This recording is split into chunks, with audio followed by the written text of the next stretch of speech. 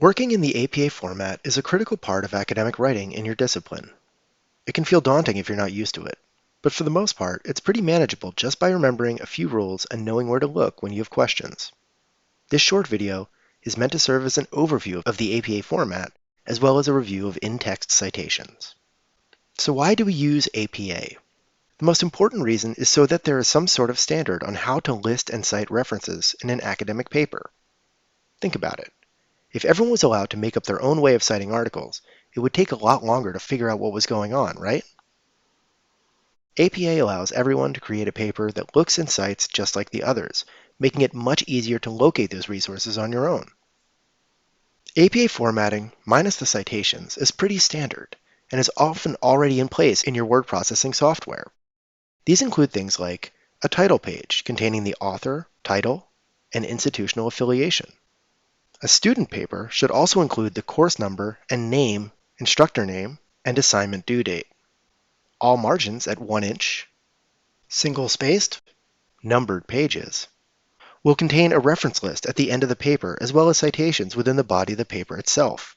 The citations in the text will correspond with the reference list at the end of the page.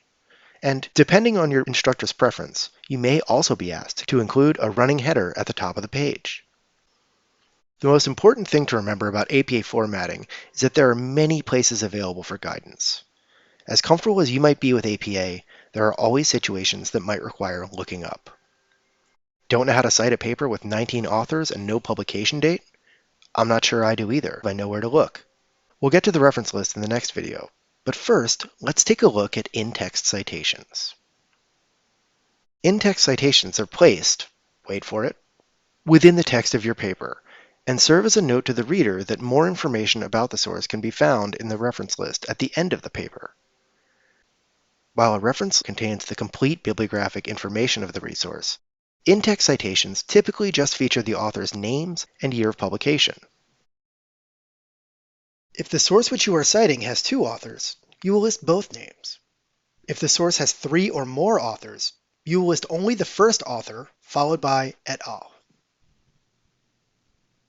If the source is being quoted in your paper and you're using the author's exact words, a page number is also required to show where in the article you are quoting. They can be formatted in a few different ways, so you have options. If we look at the first example we just saw, there are a number of ways that can be presented in the body of a paper. Of course, this can be done with a quoted citation as well. The important thing to remember is to include the author's name, year of publication, and the page number if you are quoting their exact words. Also, be sure that for every citation that you add to your text, that there is an item on the reference list that corresponds to it.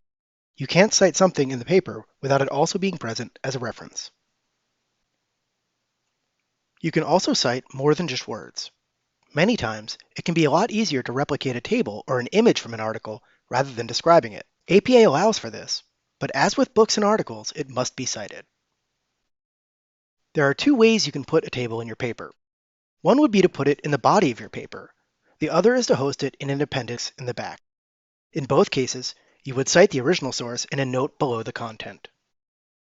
If you've reproduced the table exactly, start the note with from, followed by the citation. If you've adapted or altered the table in some way, the note should begin with adapted from, followed by the citation.